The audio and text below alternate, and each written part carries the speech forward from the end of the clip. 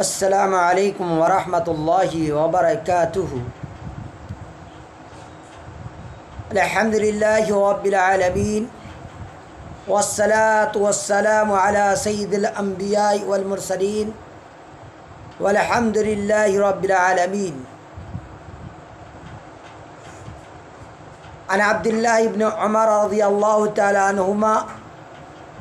قال قال رسول اللہ صلی اللہ علیہ وسلم الشہر 29 فإذا رأيتم الهلال فصوموا وإذا رأيتموه فافطروا فإن غم عليكم فاقدروا له۔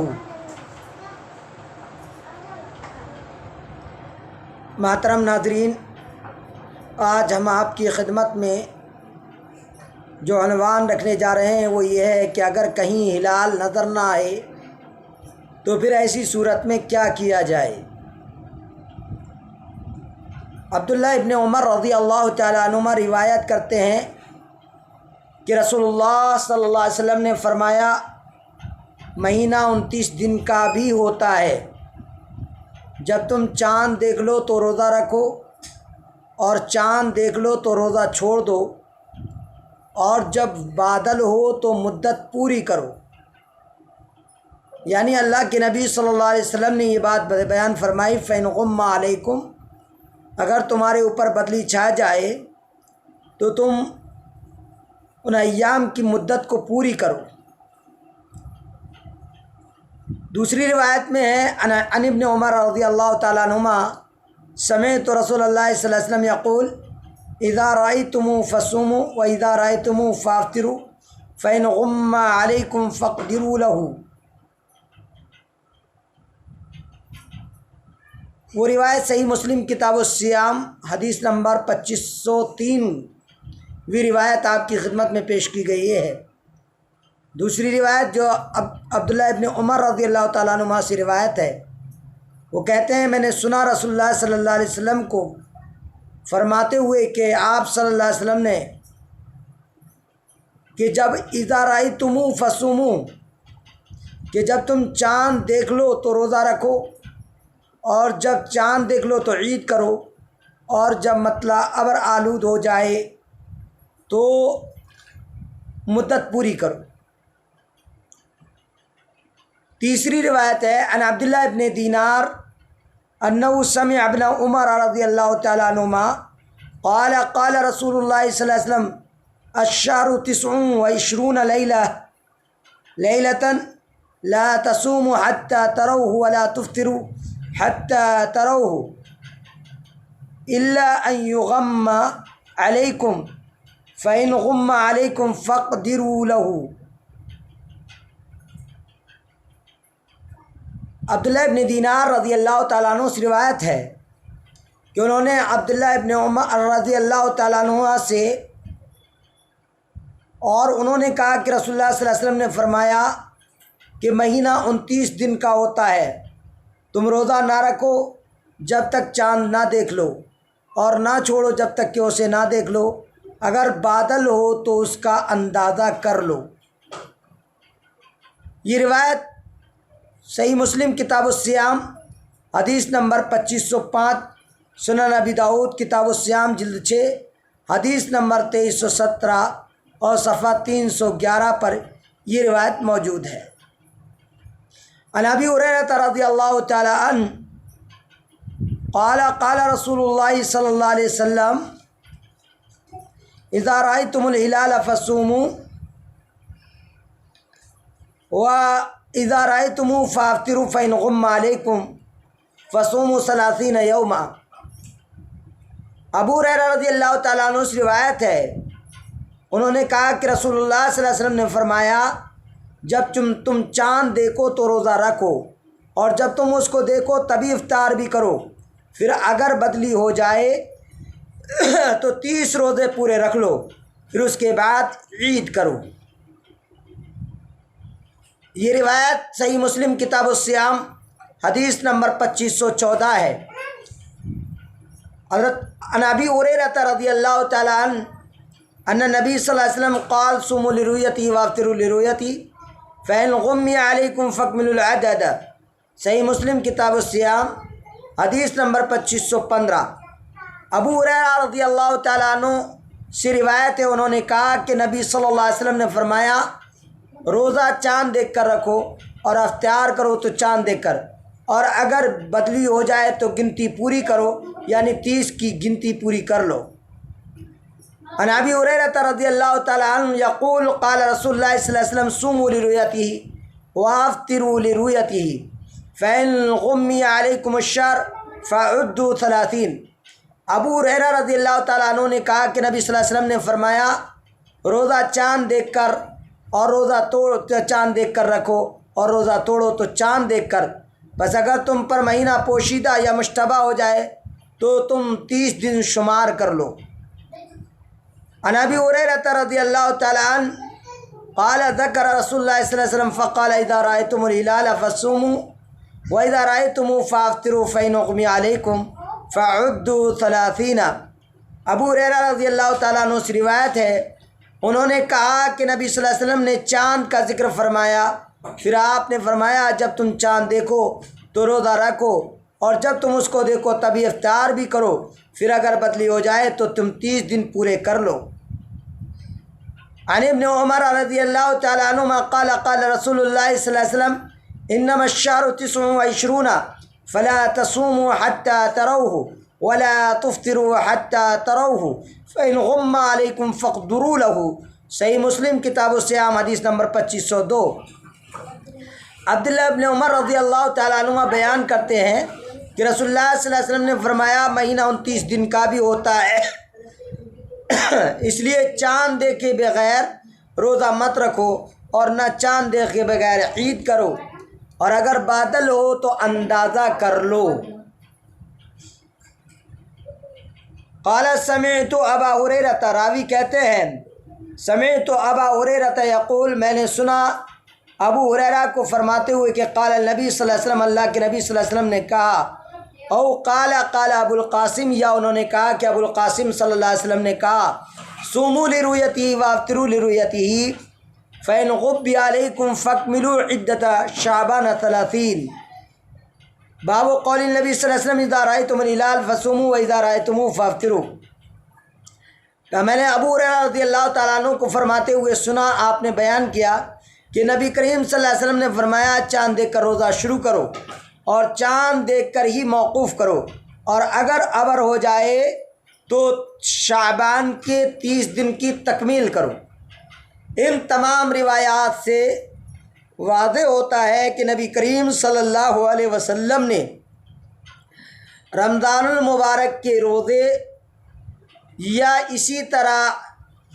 شعبان کے تمام ایام کو پورا کرنے کا حکم فرمایا،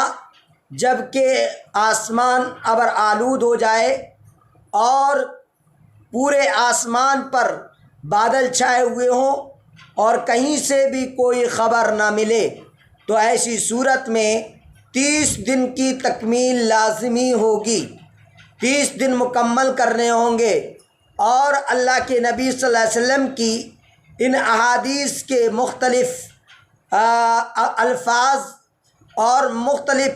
جو ہے اللہ کے نبی صلی اللہ علیہ وسلم کے اوامر سے یہ بات ظاہر ہوتی ہے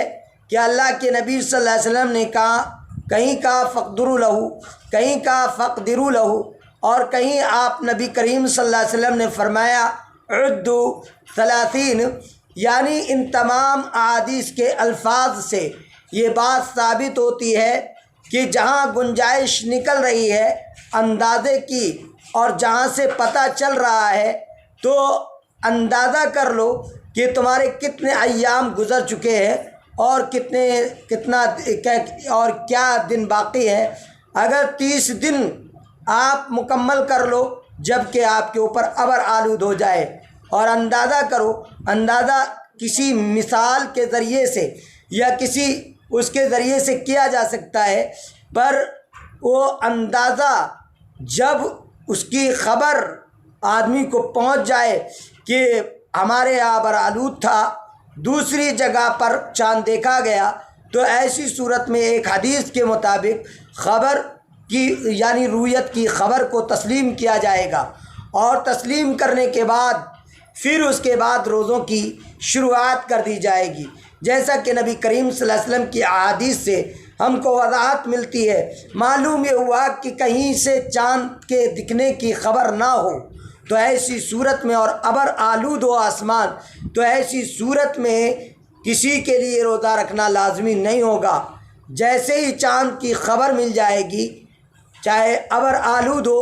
یا نہ ہو، ہر صورت میں خبر کے مطابق روزہ رکھا جائے گا۔ معلوم یہ ہوا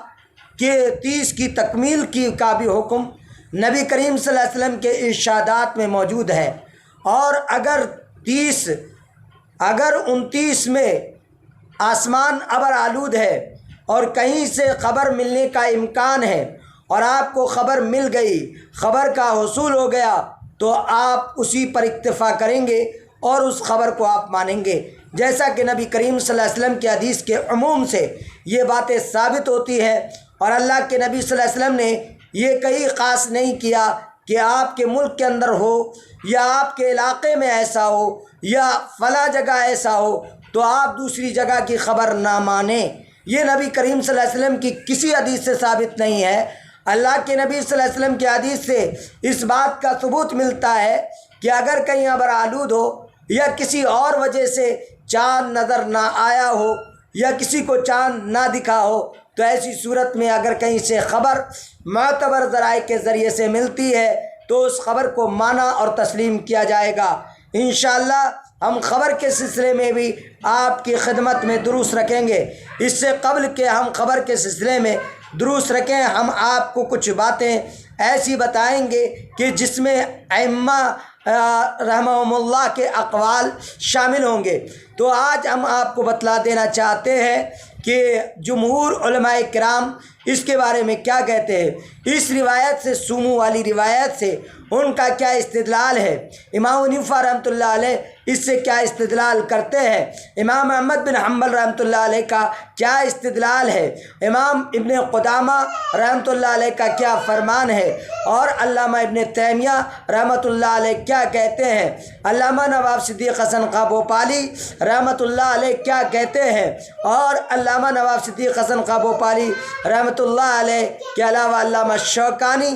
رحمۃ اللہ علیہ کیا کہتے ہیں، ہم اس کی تفصیل بھی انشاءاللہ آپ کی خدمت میں رکھیں گے۔ اور انشاءاللہ جس روایت پر لوگوں کو بہت زیادہ غرہ ہے اور جس روایت کا بہت زیادہ حوالہ دیا جاتا ہے، اس روایت کی تحقیق کو بھی انشاءاللہ ہم آپ کی خدمت میں رکھیں گے اور بتائیں گے کہ اس روایت سے کتنے فرقے وجود میں آئے علماء کے بقول۔ لہذا معلوم یہ ہوا کہ اللہ کے نبی صلی اللہ علیہ وسلم کی واضح روایات اور نبی صلی اللہ علیہ وسلم کے واضح فرمان آ جانے کے بعد اگر کسی کے قول اور قیل و قال پر ہمیں چلنے کی ضرورت نہیں، اس لیے کہ اللہ کے نبی صلی اللہ علیہ وسلم ہمارے لیے دلیل ہیں، ہمارے لیے آپ کی رہنمائی کافی ہے۔ ہمارے پاس اللہ کی کتاب محمد رسول اللہ صلی اللہ علیہ وسلم کا فرمان اصل دلیل ہے۔ لہذا ان تمام دلائل کو سامنے رکھتے ہوئے اور نبی کریم صلی اللہ علیہ وسلم کے اس خطاب کو سامنے رکھتے ہوئے تمام امت کو، امت محمدیہ کو سوچنا پڑے گا۔ اور جو لوگ اجتماعیت کی بات کرتے ہیں ان کو اجتماعیت کا یہ معاملہ بتلانا پڑے گا کہ اجتماعیت ہے کیا اور اجتماعیت کہتے کسے ہیں۔ کیا آیا اجتماعیت وہ ہے کہ جو دو دو ٹکڑے یا ایک ایک ٹکڑے میں مسلمان الگ الگ جگہوں پر عمل کرتے ہوں، یا پوری امت ایک ساتھ، یعنی ایک دن پوری امت ایک دن روزہ رکھنے کی مکلف ہو اور پوری امت ایک دن روزہ توڑنے کی مکلف ہو۔ ہمارے بہت سارے بھائیوں نے، دوستوں اور احباب نے ہمیں یہ بتایا کہ اگر کوئی حاکم پوری دنیا کا ایک ہو جائے گا تو ایسی صورت میں رمضان المبارک کے روزے اس کے حکم کے مطابق پوری دنیا میں ایک ہی دن شروع کیے جائیں گے۔ تب ہمارا ایک سوال ہوگا، ہم اس سوال کا بھی جواب آئندہ انشاءاللہ دیں گے، لیکن ہم پوچھیں گے، ہم سوال کریں گے، اور ہمارا سوال کرنا یہ ہمارا حق ہے۔ ہمارا حق ہے، ہم سوال کریں گے کیا وہ حاکم وقت جب آ جائے گا تو کیا شریعت تبدیل ہو جائے گی؟ کیا اصول دین بدل جائیں گے؟ ایسا نہیں ہوگا۔ لہذا میں آپ تمام حضرات کو انشاءاللہ کتاب و سنت کی روشنی میں وضاحت کروں گا اور یہ بتلاؤں گا کہ کچھ لوگ یہ کہہ رہے ہیں کہ جب تک فلاں اتفاق نہیں کرے گا، فلاں اتفاق نہیں کرے گا، ہم عمل نہیں کریں گے۔ بھائی ہم نے آپ سے کب کہا کہ آپ اتفاق کر لو؟ اور یاد رکھو علماء نے تو اس بات پر اتفاق کیا ہے کہ اتفق العلماء علی الا یتفقوا۔ علماء نے اگر کسی بات پر اتفاق کیا ہے، کسی مسئلے میں اتحاد کیا ہے، کسی مسئلے میں اتفاق کیا ہے، تو ہمارے استاد محترم شیخ حفیظ الرحمن عمری حفظہ اللہ وتولہ مدنی حفظہ اللہ وتولہ فرمایا کرتے تھے کہ علماء نے اگر کسی چیز میں اتحاد اور اتفاق کا مظاہرہ کیا ہے تو اس بات پر کیا ہے کہ انہوں نے کہ اتفاق کر لیا ہے اس بات پر علماء نے کہ کبھی بھی وہ اتفاق نہیں کریں گے۔ اس بات پر اتحاد ہے علماء کا۔ حدیث نبوی صلی اللہ علیہ وسلم بالکل سامنے موجود ہیں، رسول اکرم صلی اللہ علیہ وسلم کے ارشادات موجود ہیں۔